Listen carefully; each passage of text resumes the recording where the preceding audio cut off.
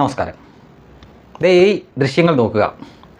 ഇതിലാണ് ആരോഗ്യമന്ത്രി വീണ ജോർജിൻ്റെ കഴുത്തിന് കുത്തിപ്പിടിച്ചു, കൈപിടിച്ച് തിരിച്ചു, കേസുകാർ അവരെ കൊല്ലാൻ നോക്കി എന്നൊക്കെ CPMൻ്റെ സംസ്ഥാന സെക്രട്ടറി MV ഗോവിന്ദൻ മാസ്റ്റർ അഥവാ MV ഗോവിന്ദൻ ആരോപിച്ച ആ സംഭവങ്ങളൊക്കെ നടന്നു എന്ന് പറയപ്പെടുന്ന വീഡിയോ ദൃശ്യങ്ങൾ. എന്നാൽ ഇതിലങ്ങനെ ഒരു സംഭവം നടന്നിട്ടേ ഇല്ല.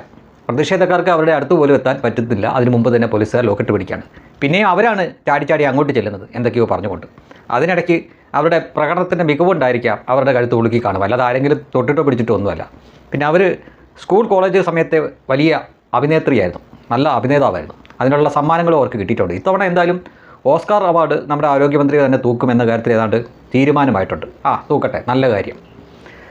ഈ വരുന്ന തെരഞ്ഞെടുപ്പ് ഏകപക്ഷീയമായി പോകുമോ എന്നൊരു സംശയമുണ്ടായിരുന്നു കുറേ പേർക്കെങ്കിലും. കാരണം പഞ്ചായത്ത് തെരഞ്ഞെടുപ്പൊക്കെ കഴിഞ്ഞതിന് ശേഷം വലിയ മേൽക്കൈയായിരുന്നു UDFനുണ്ടായിരുന്നത്. അത് ഭരണവിരുദ്ധ വികാരത്തിൻ്റെ പ്രതിഫലനം തന്നെയായിരുന്നത്.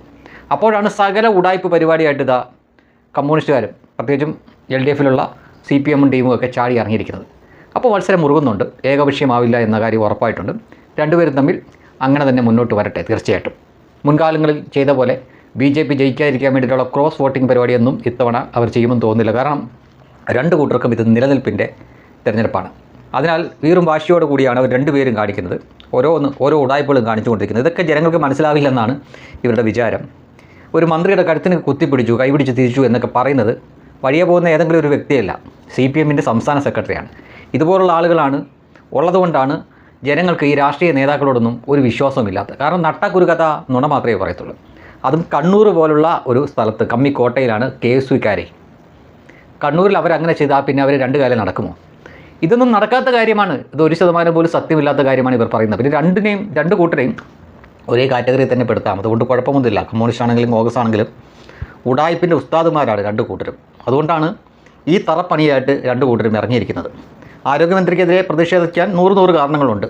അവരാണെങ്കിലും പ്രതിഷേധിക്കുമല്ലോ. ആ പ്രതിഷേധമാണ് അവിടെ നടക്കുന്നത്. പക്ഷേ പ്രതിഷേധത്തിൻ്റെ ഭാഗമായിട്ട് അവരുടെ നേരെ പാഞ്ഞു ചെല്ലുന്ന തരത്തിലുള്ള പ്രതിഷേധങ്ങൾ അതാര് ചെയ്താലും അംഗീകരിക്കാൻ പറ്റില്ല. പക്ഷേ അവരുടെ അടുത്തൊന്നും ചെല്ലാൻ പറ്റുന്നില്ല. അതിനു മുന്നേ തന്നെ പോലീസ് പിടിച്ചുകൊണ്ട് പോകുന്നുണ്ട്. ഈ സംഭവമെല്ലാം നടന്നതിന് ശേഷം അവരെ ആശുപത്രിയിൽ ICUവിൽ അഡ്മിറ്റ് ചെയ്തിരിക്കുകയാണ്. അവിടെ മുഖ്യമന്ത്രി തന്നെ നേരിട്ട് കാണാൻ പോയിരിക്കുന്നത്. എന്തൊക്കെ ഉടായ്പകളാണെന്ന് നോക്കൂ. അതിനൊക്കെ എന്താണ് അവിടെ സംഭവിച്ചിരിക്കുന്നത്? സ്റ്റാർട്ട് ക്യാമറ ആക്ഷൻ എന്നൊക്കെ പറയുന്ന പോലെ മുഖ്യമന്ത്രി ദുഃഖമാണോ അതോ പരിഭവമാണോ അതോ ഇനി പ്രതികാരവാജ്ഞയാണോ എന്ന് തിരിച്ചറിയാൻ പറ്റാത്ത, അല്ലെങ്കിൽ തന്നെ അദ്ദേഹത്തിൻ്റെ മുഖത്ത് എന്ത് വികാരമാണെന്ന് എപ്പോഴും ഒരേ തരത്തിലുള്ള വികാരമാണ് എന്ന് സാധാരണ മനുഷ്യർക്ക് തിരിച്ചറിയാൻ പറ്റത്തില്ല. അപ്പോഴാണ് ഈ അഭ്യാസം കൂടെ. അതിനു മുമ്പായിട്ട് അദ്ദേഹം തന്നെ നേരിട്ട് ഈ വീണ ജോർജിനെ ഫോണിൽ വിളിക്കുന്ന ഒരു രംഗമുണ്ട്. ആ രംഗമാണ് നിങ്ങൾ ഇപ്പോൾ കണ്ടുകൊണ്ടിരിക്കുന്നത്. നമ്മൾ ഇതേപോലൊരു രംഗം ഗോഡ്ഫാദർ സിനിമയിൽ കണ്ടിട്ടുണ്ട്. കോളേജിൽ പോകാതെ റൂമിൽ തന്നെ ഇരിക്കുന്ന മുകേഷ് അവതരിപ്പിക്കുന്ന കഥാപാത്രത്തിനെ NN പിള്ള ഫോണിൽ വിളിക്കുമ്പോൾ, 500 ഫോണിൽ വിളിക്കുമ്പോൾ സിഗരറ്റൊക്കെ കത്തിച്ചിട്ടാണ് ചെല്ലുന്നത്. അച്ഛനാണ് അപ്പുറത്ത് എന്നറിയുമ്പോൾ തന്നെ ഈ സിഗരറ്റെല്ലാം കൂടെ ഒഴിച്ച് ദൂരെ കളഞ്ഞിട്ട് പുകയെല്ലാം ഊതി എണീറ്റ് നിന്ന് സംസാരിക്കുന്ന മുകേഷിൻ്റെ കഥാപാത്രം നമുക്കെല്ലാവർക്കും അറിയാം. ഏതാണ്ട് സമാനമായ ഒരു രംഗമാണ് അവിടെ കാണുന്നത്. കഴുത്തൊളുക്കി വയ്യാതിരിക്കുകയാണ് വീണ ജോർജ്. പക്ഷേ എന്നിട്ടും മുഖ്യമന്ത്രിയാണ് ഫോണിൽ എന്നറിഞ്ഞ വീണ ജോർജ് കഴുത്തൊളുക്കിയത് വകവെക്കാതെ എണീറ്റ് നിന്നു. ബഹുമാന പുരസ്സരം. മുഖ്യമന്ത്രി ഇത് കാണുന്നൊന്നുമില്ല, കാരണം ഫോണിലാണ്. പക്ഷേ എന്നിട്ടും അവർ എണീറ്റ് നിന്നു. അതൊക്കെയാണ് നമ്മൾ സമ്മതിക്കേണ്ടത്, അംഗീകരിച്ചു കൊടുക്കേണ്ടത്. അഭിനയമാണോ എന്ന് ചോദിച്ചാൽ അതൊന്നും അഭിനയമല്ല. കാരണം അത് അവരുടെ കുറേ കാലമായിട്ടുള്ള ഒരു ശീലമാണ്. ഒരാൾ രാജാവല്ലേ, അപ്പുറത്ത് നിൽക്കുന്ന രാജാവാണല്ലോ സംസാരിക്കുന്നത്. അപ്പോൾ രാജാവ് ഇങ്ങനെ സംസാരിക്കുമ്പോൾ ഇപ്പുറത്ത് ആരാണെങ്കിലും എണീറ്റ് നിൽക്കണം. അത് അവർ ശീലിച്ചു പോയി.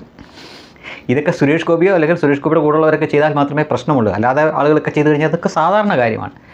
എന്തൊക്കെ ഉടായ്പകൾ കണ്ടാലാണ് ഒരു ദിവസം ഒന്ന് കഴിഞ്ഞു പോകുന്നതെന്ന് ആലോചിച്ച് നോക്കൂ. മന്ത്രിയുടെ കഴുത്തിൽ കുത്തിപ്പിടിച്ചു, കൈ പിടിച്ച് തിരിച്ചു എന്നൊക്കെയാണ് MV ഗോവിന്ദൻ പറയുന്നത്. ആ മന്ത്രി ICUവിൽ അഡ്മിറ്റ് ആയിരിക്കുന്നു. ആ മന്ത്രിയെ കാണാൻ മുഖ്യമന്ത്രി ഓടിച്ചെന്നിരിക്കുന്നു. ഇത് വിശ്വസിക്കാനും പ്രഭുത്വം ഇവിടെ ഉണ്ട്. അത്ഭുതം തന്നെ അത്.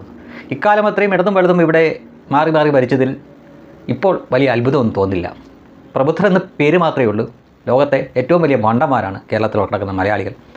അതുകൊണ്ട് മാത്രമാണ് ഇവർക്ക് ഇത്തരം അഭ്യാസങ്ങൾ കാണിക്കാനുള്ള ആത്മവിശ്വാസം കിട്ടുന്നത്. അത് വീണ ജോർജിനാണെങ്കിലും ശരി, ഗോവിന്ദനാണെങ്കിലും ശരി, പിണറായി വിജയനാണെങ്കിലും ശരി, യൂത്ത് കോൺഗ്രസിനാണെങ്കിലും ശരി. ഇനി ഇതേ തുടർന്ന് അടുത്ത വരാൻ പോകുന്നത് എന്താണെന്ന് ചോദിച്ചു കഴിഞ്ഞാൽ ഉമ്മൻചാണ്ടിയെ കല്ലെറിഞ്ഞ പഴയ സംഭവം ഉണ്ടല്ലോ, അതും പൊക്കിക്കൊണ്ടായിരിക്കും കോൺഗ്രസ് വരുന്നത്. അങ്ങനെ ഇത്തരം അങ്ങോട്ടും ഇങ്ങോട്ടും കാര്യങ്ങൾ പറഞ്ഞുകൊണ്ട് ജനങ്ങളെ പറ്റിക്കാമെന്ന് ഇവർക്ക് വളരെ നന്നായിട്ട് അറിയാം. പ്രബുദ്ധരാണല്ലോ, കൊണ്ട് കുത്തിക്കെടുക്കും എന്നറിയാം. പക്ഷേ ഇത്തവണ രണ്ട് കൂട്ടർക്കും നല്ല 8ൻ്റെയും 16ൻ്റെയും പണി കിട്ടാൻ പോകുന്നൊരു തെരഞ്ഞെടുപ്പായിരിക്കും വരുന്നത് എന്ന കാര്യത്തിൽ ഒരു സംശയവുമില്ല. വേണ്ട, കാത്തിരുന്ന് കാണാം.